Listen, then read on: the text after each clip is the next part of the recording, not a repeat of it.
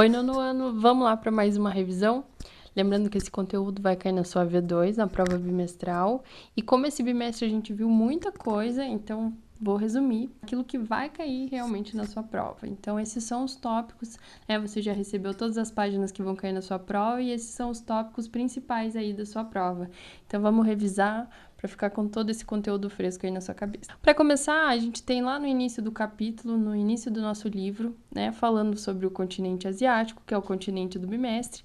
A gente tem as primeiras características naturais, então vai ter geologia, clima, vegetação e a gente vai passar por eles. Primeiro falando da geologia, né, a gente sabe que ali no continente asiático tem uma placa principal, que esse continente está em cima, né, a placa tectônica principal, que é a placa euroasiática, mas tem o encontro de outras placas aí que vão desenvolver alguns problemas para a população, digamos assim, né?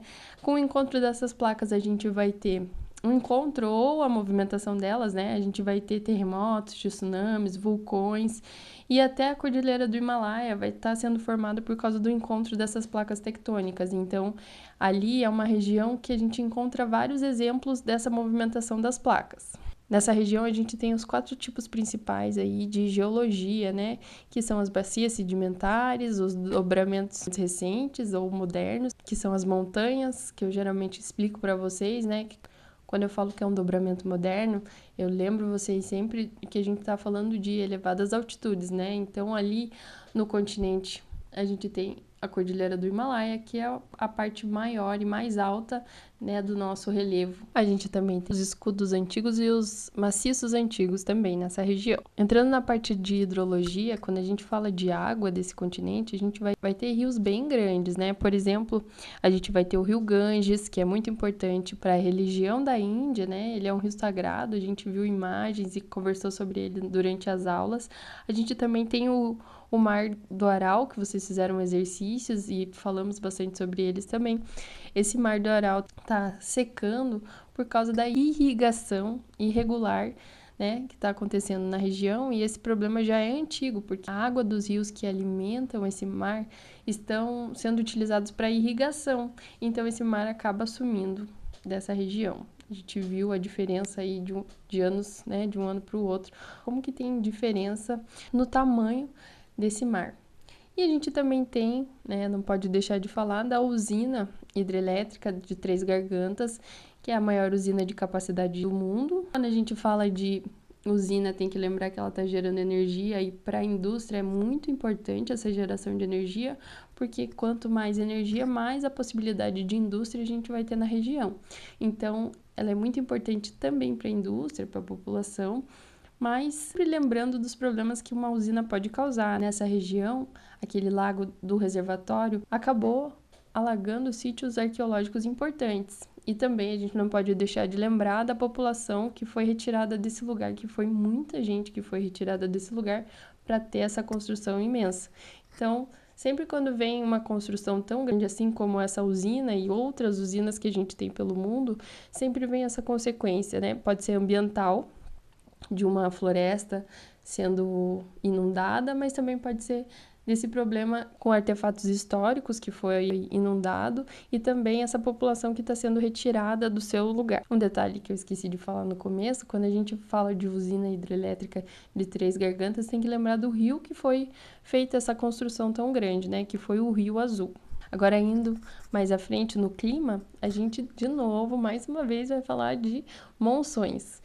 Isso daí, esse assunto tá caindo bastante, eu falei para vocês bastante sobre isso, e ele vai cair na sua prova, vai estar presente lá na sua prova, porque é um fenômeno que acontece lá, e a gente tem esse nome diferente, né, justamente para lembrar sempre de que isso ocorre lá, né, de uma maneira muito grandiosa. Quando a gente fala de monções, é essa troca de ventos, né, a troca do sentido dos ventos, e isso ocasiona problemas.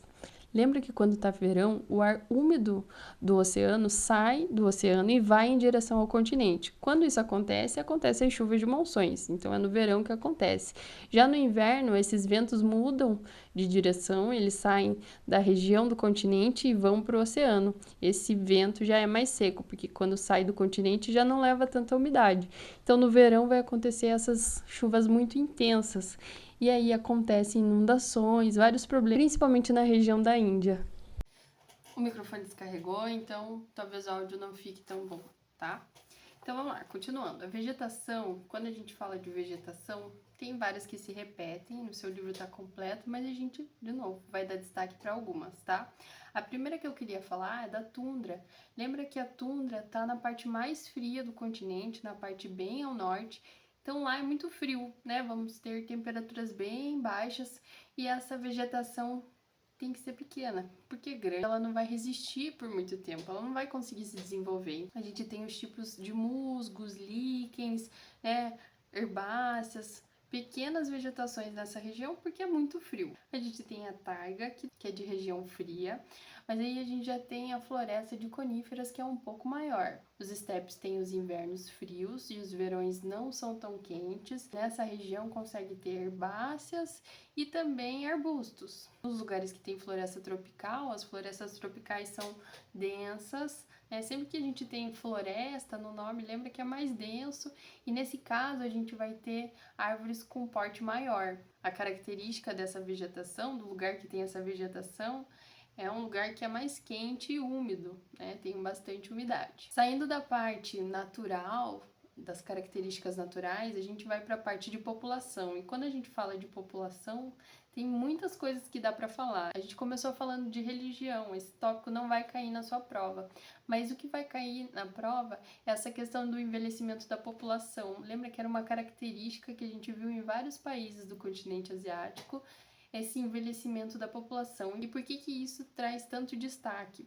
Porque se a gente tem uma população que está envelhecendo e não está sendo renovada, não estão nascendo crianças, né, para renovar essa população, a gente vai ter um problema futuro, com muitos idosos que não trabalham mais e poucas pessoas ativas economicamente, poucas pessoas trabalhando. Isso gera uma preocupação nos governos, né, nos países. Por quê? Porque se não tem mão de obra, ou pouca mão de obra, é como que vai movimentar o país economicamente. Então, esse é um ponto que sempre é destacado, porque futuramente vai ser um problema. Sobre característica de população também, a gente tem essa região que é muito populosa, hein? Indo para a economia, a gente tem uma região com destaque, que é o Oriente Médio.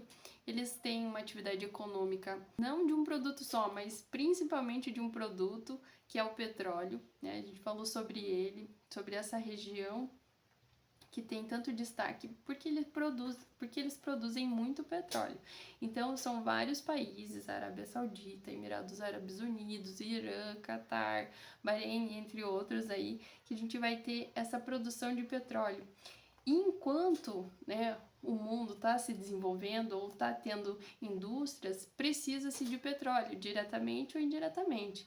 Então essa região tende a sempre crescer. Enquanto eles estiverem fazendo essa extração de petróleo, a gente ainda vai ter um lugar que está crescendo por conta desse petróleo. Chegamos nos tigres asiáticos, né? Os tigres asiáticos que têm esse nome por principalmente 3 fatores, né? Eles são países que eles produzem para exportar toda a mercadoria que é produzida. Tudo que é produzido ali é para o comércio externo, né? Eles têm como foco a produção industrial deles para o mercado externo, então isso é uma característica deles. Também temos a mão de obra barata e disciplinada e o investimento de capital externo. Lembra que a gente viu o capital estrangeiro sendo investido pelo Japão nesses lugares, né? Então a gente tem esses países, Singapura, Hong Kong, Taiwan e Coreia do Sul, recebendo investimento do Japão e se desenvolvendo, né, desenvolvendo cada vez mais essa região. Tanto que agora temos os novos tigres asiáticos, aqueles países que estão se desenvolvendo em polos industriais, indústrias, também por investimento externo e também com essa pegada de produzir para vender para fora. Esses países são a Tailândia, o Vietnã, a Malásia, a Indonésia e as Filipinas. Então eles recebem esse investimento externo, produzem muitas coisas, né, e vendem no comércio externo. Lembra que eles produzem tanto produtos de alimentação, de tecido, né, que a gente chama de têxtil, como também eletrônicos, máquinas, fertilizantes, entre outras coisas. Eles produzem e vendem pro exterior. Quando fala de economia, a gente não pode deixar de falar da China. China, que é o maior mercado de consumo do mundo, né? Que é um país que se desenvolveu muito, mesmo sendo socialista, tinha zonas econômicas especiais justamente para receber aqueles países capitalistas e eles colocarem as indústrias naqueles lugares para poder produzir. E a China foi se desenvolvendo com isso. Hoje é uma grande potência economicamente, consegue levar seus produtos para todos os lugares do mundo. Temos vários produtos, acho que 90% das nossas coisas são de lá, então não podemos deixar de falar da China, que é uma grande potência. Essa é a nossa revisão, um pouco mais rápida, mas você pode assistir quantas vezes você quiser. Esses são os pontos que vão cair na sua prova. Espero que você estude muito, consiga tirar uma boa nota, para que você vá para o quarto bimestre bem tranquilo e tranquila, sem precisar tirar altas notas. Qualquer dúvida, estou pelo colégio, vocês sabem. É isso, estudem.